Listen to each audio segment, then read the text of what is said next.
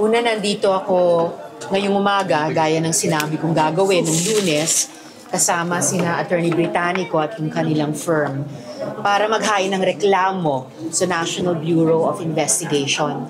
Pangunahing layunin ng reklamo, alamin sino o sino-sino ang nasa likod ng pag-produce ng video, 2 video na ni Michael Maurilio. Dahil hanggang ngayon, wala pa rin umaamin, wala pa rin nag-aangkin. At pangalawa, para imbestigahan din sa pamamagitan ng reklamo ito, yung mga vlogger na pinamumudmod at dinadagdagan pa ang mga kasinungalingang nakalagay sa mga video ni Michael Maurilio. Kabilang po dyan, sina Trizet Chu, Jay Sonza, Sas Sasot, Trixie Cruz Angeles, Banat Bay at iba pa. So abangan po natin ang progress nitong investigasyon.